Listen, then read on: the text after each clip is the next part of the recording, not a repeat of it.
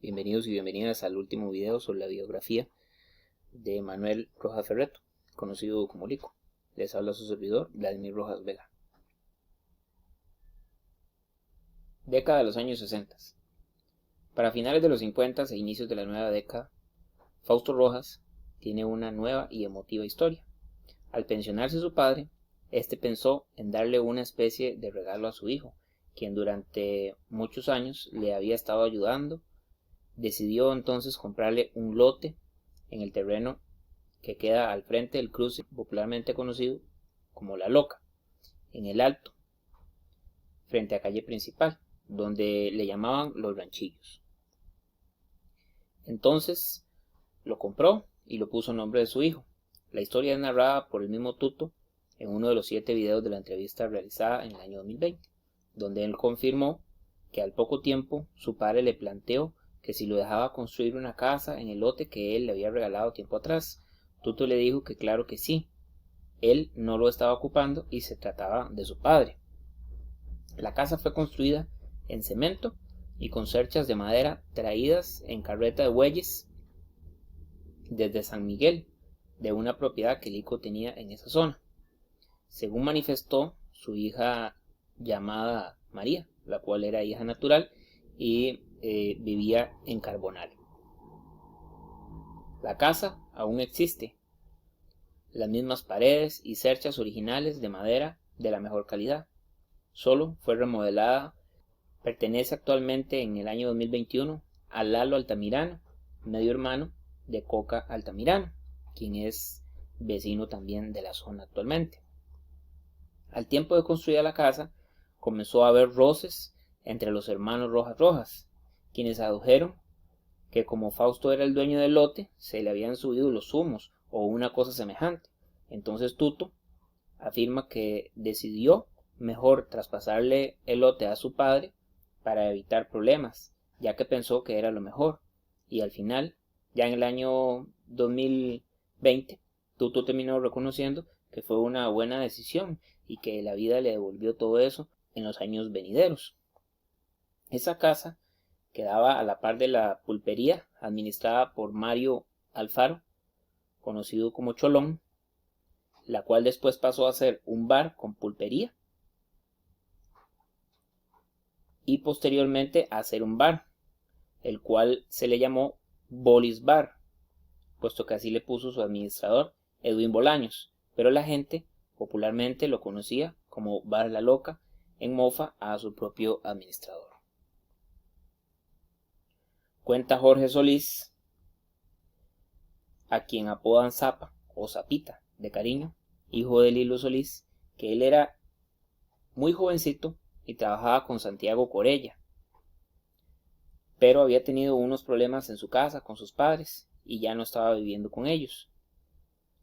Fue Lico quien le ofreció un refugio en una bodega que él tenía en su propia casa a mediados de los años 60, ya que por la buena relación de ambos con Corella, este le contó la situación y Lico decidió ayudarle. A cambio del apoyo que Juan Manuel Rojas le dio al dejarlo refugiarse ahí, Jorge le ayuda en lo que a él le fuera posible y aporta para los gastos familiares, siendo siempre constante y responsable con la familia que le abrió las puertas. Así se desarrolló una amistad y un cariño casi tipo padre-hijo con Lico, pero también se vinculó con todos los demás. Posteriormente pasó a vivir dentro de la misma casa. Tanto fue el agradecimiento a la familia que cuando Lico enfermaba y era internado, Jorge siempre lo cuidó con mucho cariño. Apenas salía del trabajo, se iba a cuidarlo en las madrugadas inclusive. Así vivió muchos años con la familia Rojas. Una anécdota más de don Fausto es la que comparte con su tío Efraín, mejor conocido como Polo Rojas Ferretto, el menor de los hijos de Juanico. Tuto gustaba de invitarle a chuleta que le hacía a su esposa Bolivia para el almuerzo. Le gustaba ver a su tío cómo se ponía contento. Polo vivió en Cayo Rosales cerca del río del mismo nombre, tomando camino hacia el Mesón, un lugar donde anteriormente habíamos mencionado que también vivieron allí don Virginio Rojas Porras y su esposa Rosalina, por supuesto que mucho tiempo antes. Ya para este momento, donde Lico estaba retirado, era otra la generación de su familia y familiares la que se abría camino laborando para la cooperativa Victoria. Carlos, el mayor de Lico, quien había iniciado su vida laboral desde los 10 años, ya le ayudaba a su padre a recoger cogollo para venderlo. Lico le hizo una yunta de bueyes de madera de mango y un par de zanjas especiales para que su hijo pudiera enyuntar los bueyes y así él mismo les diera uso. Imagen con fines ilustrativos. A los pocos años, ya siendo adolescente, Carlos asistía a Fernando Picado, primer chapulinista de la cooperativa Victoria. Al poco tiempo de asistirlo, ya Fernando estaba dándole clases a Carlos sobre cómo manejar el chapulín. En una de tantas veces fue sorprendido por el gerente general de la cooperativa, Manolo, como le conocían a don Manuel Peralta, quien le preguntó a Carlos por qué estaba él manejando el chapulín. Al tiempo iba a llegar otro chapulín y Manolo le dijo a Fernando que fuera entrenando a otro chapulinista, a lo que él le dijo: ya lo tengo, es Carlos Rojas. Entonces el gerente le dijo que el chapulín nuevo sería para él y el que él tenía se lo iban a dar a Carlos Rojas. Así, este joven se convertiría en el segundo chapulinista de la cooperativa Victoria. Quizá ahora no sea un oficio tan valorado, pero en aquella época serlo era algo muy especial y de buen prestigio, según contó el mismo Carlos y también su hermano Fausto. Carlos evolucionó e incluso llegó a ser jefe de maquinaria por un tiempo, a cargo de todos los chapulinistas, camioneros y todo tipo de máquinas, así como sus respectivos operarios. Él salió pensionado luego de toda una vida laboral con la cooperativa entre los años 40 y los años 70. Fausto, quien había comenzado como asistente, también trabajó para la cooperativa durante varios años, comenzando a los 16 años y llegando a ser también jefe de maquinaria, pero según él mismo, en su relato, años después, decidieron, por problemas relacionados a los errores de su juventud, que él saliera de la cooperativa. Sin embargo, siempre siguió siendo muy valorado y respetado por todos, al igual que su hermano Carlos y su padre Lico. Otros conocidos de la cooperativa que fueron chapulinistas pioneros son Tuto Barrantes y Yayo García.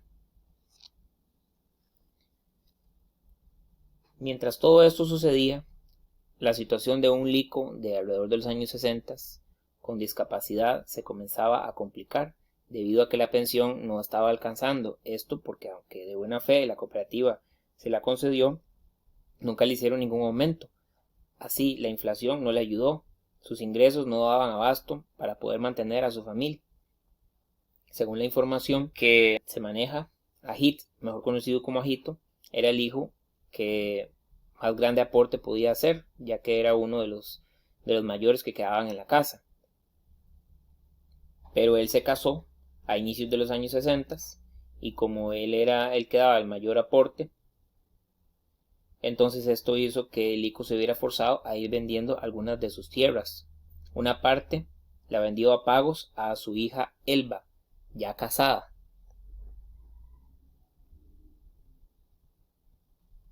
Que ese es el terreno donde ella vive actualmente junto con su familia, que la cuidan con mucho amor. También debió vender a otras personas con el fin de que el dinero fuera alcanzando, ya que aún tenía, además de su esposa, a sus hijos muy jovencitos y solteros, Chino, Ñeca, Armando, Nena, el pequeño Giovanni, etc. Según Giovanni recuerda, su papá siempre fue muy responsable con el sustento familiar. Por lo tanto, como el dinero no alcanzaba, debió vender también una parte de su tierra a don Jesús, quien tenía un chapulín y lo enseñó a manejar a él, y le compró entonces un terreno a su papá. Otro de ellos fue don Cirilo, quien también le compró una parte del terreno, la parte de arriba de Londres, mientras que el último terreno que le quedó se lo vendió al doctor Carlos Alpizar, quien se domiciliaba en Santa Gertrudis Sur. Se trataba de aproximadamente una manzana en la módica suma de aproximadamente 15.000 colones, según lo que recuerda Giovanni.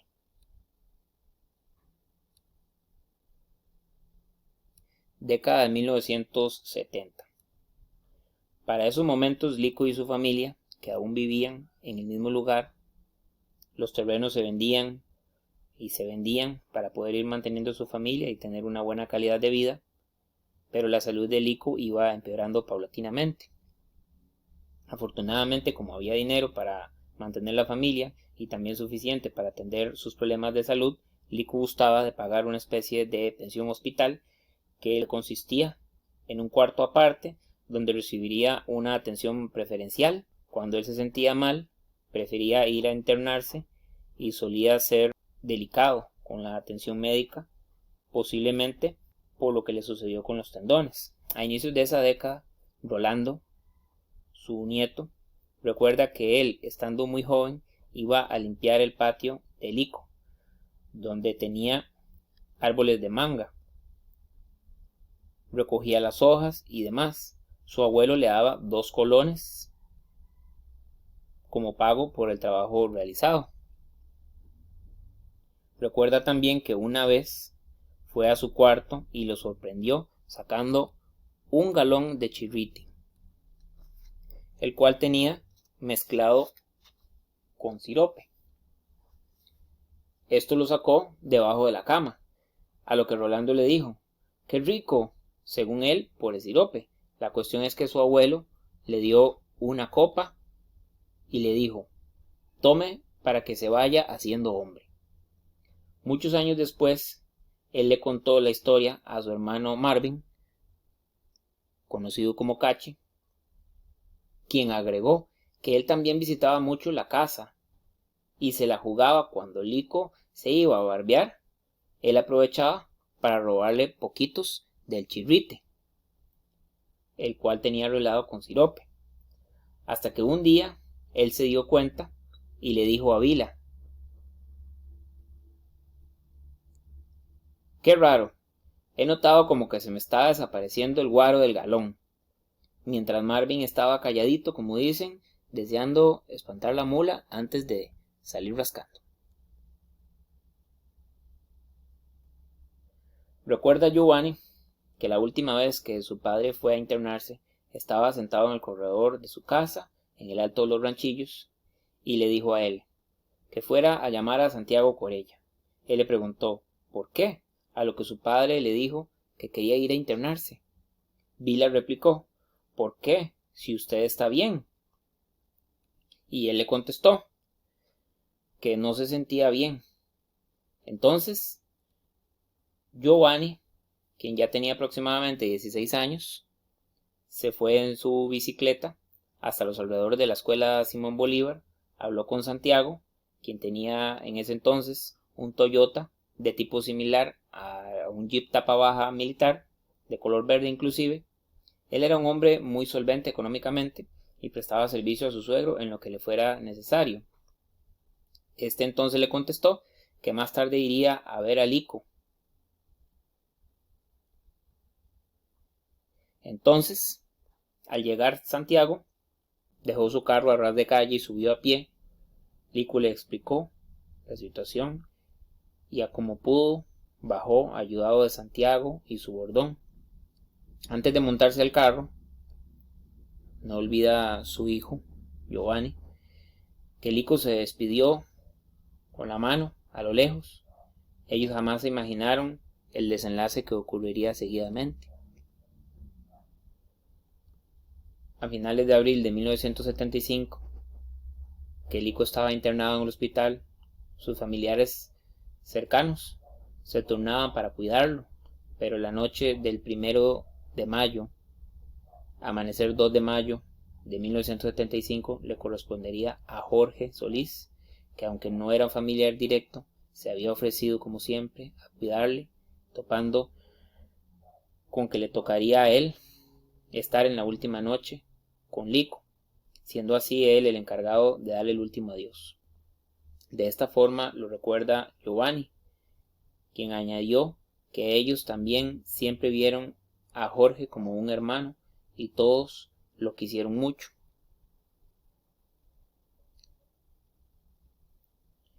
Seguidamente también Agit Rojas, reconociendo lo mencionado, le dijo un día a Rolando Rojas que todo lo que él pudiera hacer para ayudarle a Jorge Solís lo hiciera, ya que él fue el que le dio el último adiós a Lico, recordando que hubo mucho acercamiento a la familia durante los últimos años de la vida del entonces patriarca de la familia.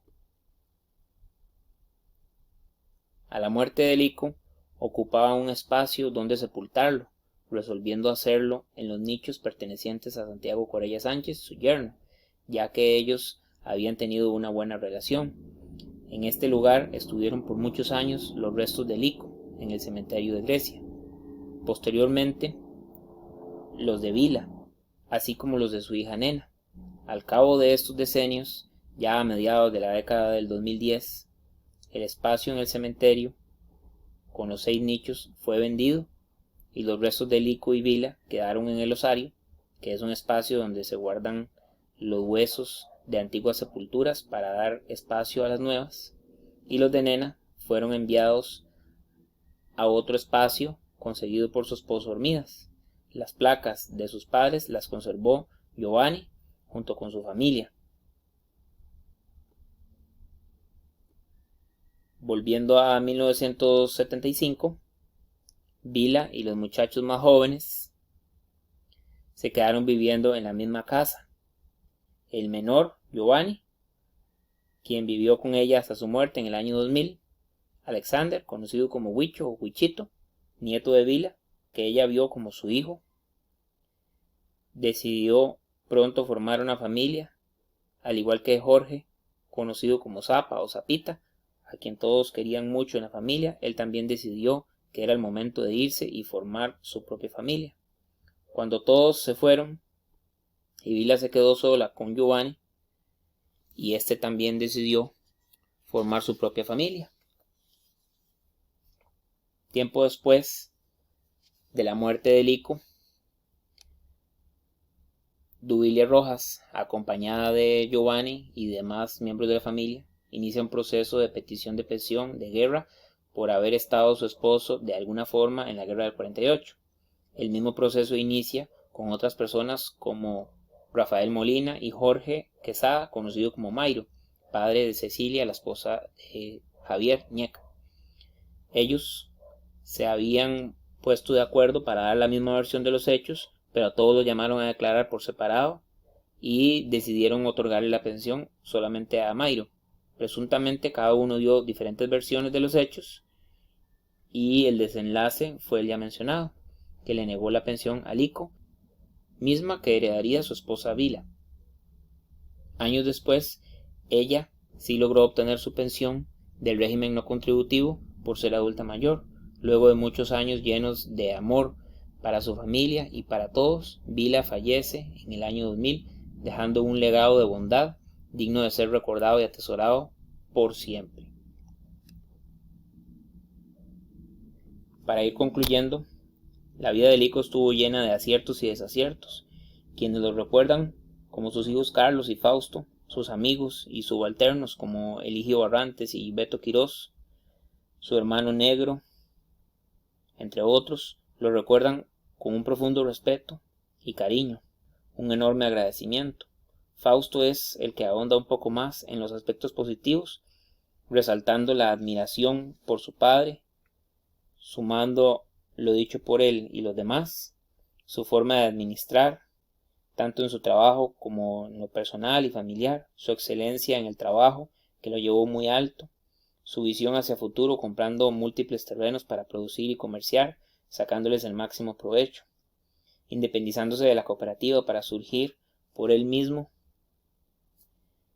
su capacidad de mando, liderazgo, su voz grave y enérgica, su imponencia física como hombre alto, ya que él era un hombre fornido de aproximadamente 1,80 m. Muchos lo compararon con la contextura de su hijo Tuto.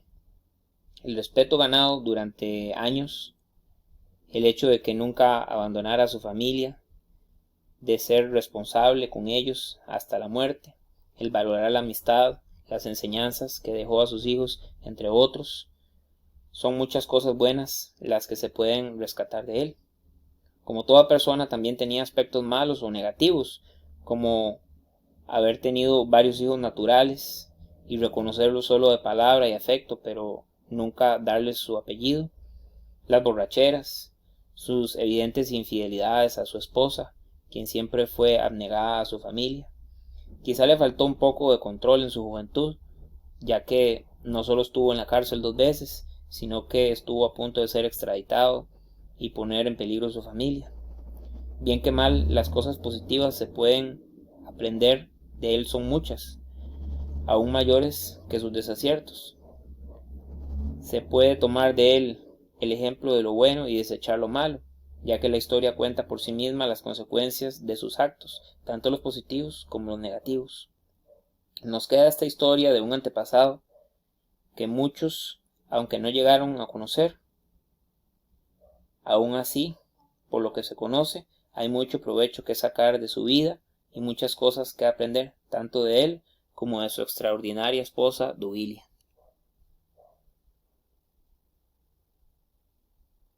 Acá observamos cómo se hubiera visto Lico si hubiera llegado a los años 80, 90, cómo se hubiera visto. Acá tenemos algunas fotografías importantes donde se muestran las placas que originalmente acompañaron la bóveda donde Lico y Vila estuvieron enterrados. Algunas fotos de Vila, una foto que aún guarda Giovanni y su familia con mucho cariño de una pañoleta y una peineta que pertenecieron a Vila. Recuerdos que se guardan con mucho cariño. Y acá tenemos 2 bordones que guarda mi padre Rolando. Uno perteneciente a Lico Rojas y el otro perteneciente a su hijo Carlos Rojas. Además también el baúl, o más bien cofre, que guarda actualmente mi tía Cinia. Son recuerdos que nos quedan de estas personas, estos abuelos, bisabuelos, que durante mucho tiempo dieron mucho amor a la familia y dieron muchas cosas buenas que enseñar a todos. Acá podemos observar algunas de las nietas y de los bisnietos de Lico. Ahí ustedes podrán sacar conclusiones de quién es cada quien. Y bueno, estos son los agradecimientos finales. Ahí podemos observar de fondo la iglesia de Grecia, Nuestra Señora de las Mercedes, del año 1937, apenas 5 años después del matrimonio de Lico con Vila. Agradecimiento especial a mi señor padre Rolando Rojas por todo lo enseñado, por todo el interés mostrado con el proyecto. Prácticamente duramos aproximadamente 22 años en reunir toda esta información y bueno, pues él me ayudó mucho. Otra ayuda la dio Carlos Rojas, quien era mi abuelo ya fallecido, también aportó mucho a esta historia. Fausto Rojas fue otro que en los videos del 2020 nos pudo aportar también muchísima información antes de morir. Doña Bolivia Carvajal, esposa de Tuto, también nos aportó muchísima información muy valiosa, ya que siempre fue muy cercana a la familia. Don Jorge Solís, que siempre fue muy cercano a la familia también. El agradecimiento respectivo a Pablo Soto, que nos ayudó con algunas fotografías. Álvaro Rodríguez, quien también nos ayudó con algunas fotografías. José Manuel Rojas, hijo de Tuto, quien también nos ayudó con alguna parte de la historia. Trinidad Rojas y Analía Rojas, ambos esposos ya difuntos, nos enseñaron mucho también y nos ayudaron mucho a comprender la vida de Lico y la vida de aquellos tiempos. Giovanni Rojas y Javier Rojas, hijos de Lico, también nos ayudaron a comprender un poquito más de la historia de sus padres. Edgardo Hidalgo, quien nos ayudó con algunas fotografías de Juan Ramón, quien fue el amigo de Lico, que le ayudó a no tener que ser extraditado a Canadá. Eligio Barrantes y Beto Quiroz, dos personas que también aportaron mucho para videos anteriores y para toda la historia de Lico, para conocer un poquito más de su carácter, de su forma de ser, de su trabajo. En definitiva, ellos dos fueron amigos de Lico y también subalternos de él, y lo conocieron en sus dos facetas importantes, así también como la faceta de futbolista. Este sería el final y muchas gracias a todos. No sin dejar de reconocer el gran aporte de Family Search para poder recabar gran parte de esta historia, con todo el aporte que ellos han hecho a través de la misma Iglesia Católica, la cual también hay que agradecer por todos los documentos guardados durante tantos años, en los cuales se muestra gran parte de la historia de Lico Rojas y también de todo un montón de personas que fueron sus hijos, nietos, etc. Entonces el agradecimiento es extensivo y muy cordial a toda la gran familia de Family Search.